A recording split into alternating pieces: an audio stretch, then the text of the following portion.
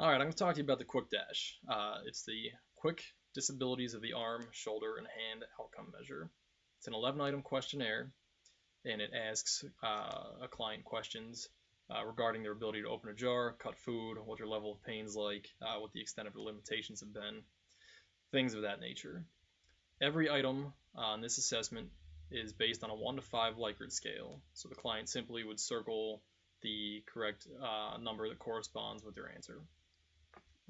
Things that you would need if you were to administer this assessment are the printout of the test form. So for the QDASH, it's only one page.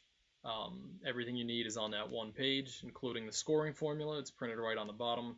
It's a fairly simple formula, and you can do the calculations just by adding up the client's scores and plugging them into the formula.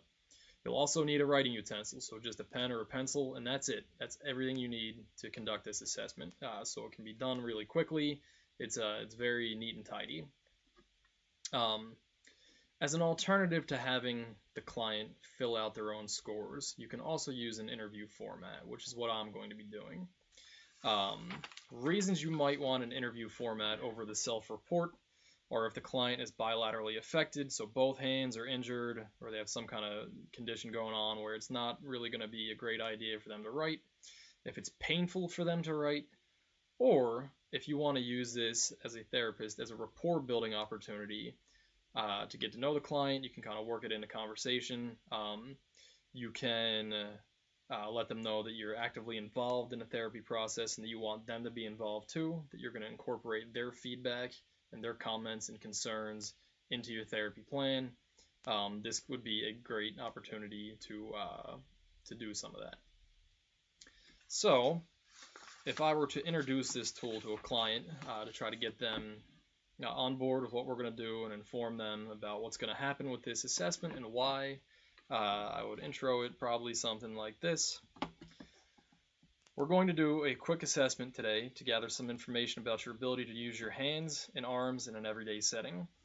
One of the main reasons you're probably coming to therapy is so that you'll be able to function better in your everyday life, right? This assessment will help us to see where you are right now, and we'll use it again in a few weeks to see if you've progressed at all from coming to therapy.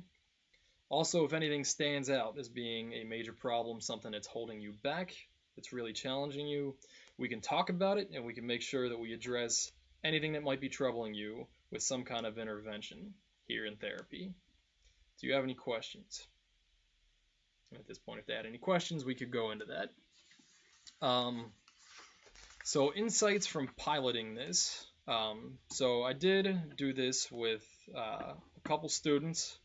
Also, I get to observe this anytime I'm working. So I've had a lot of experience being around this assessment. So a couple taking home points before I do it officially.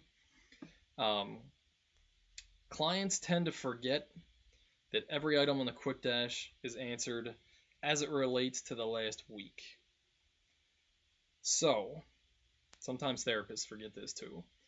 But if the question is, for instance, rate your ability to open a new or tightly closed jar.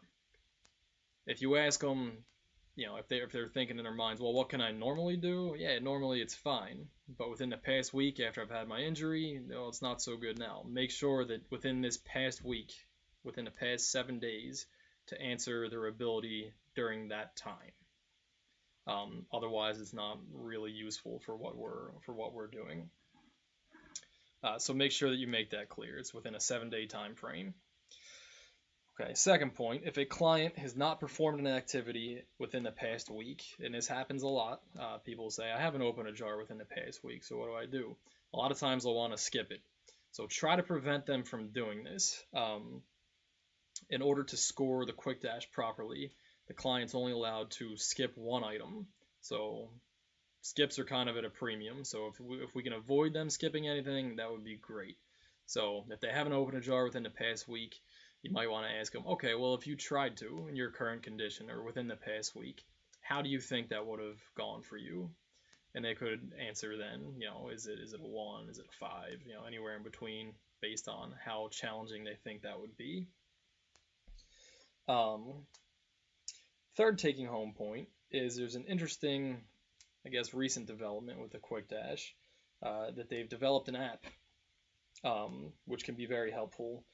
As I was mentioning earlier, there are some instances where you'd want to use an interview format for a client, in particular if it's going to be painful for them to hold a pen. But if you get the app and use like an iPad,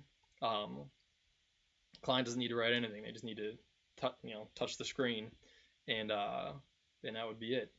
So if the client is going to want to take a little bit more time to read things at their own pace and answer at their own pace, this would be a nice way for them to do that. Another added benefit of the app is that it's self-scoring. So if you don't like doing math, although the math's not too hard in this, but if you don't like doing it, the app will just come up with a score automatically. So it avoids that small piece of work for you, the therapist. The app costs $4.99. So if you want to spend a little money, you can do that. That's not too bad. The QuickDash itself is free if you're using the printout version, so that's up to you. So I'm going to be using this tomorrow. Hopefully everything goes well. I imagine that it will. It's a pretty simple assessment. So that's all for now.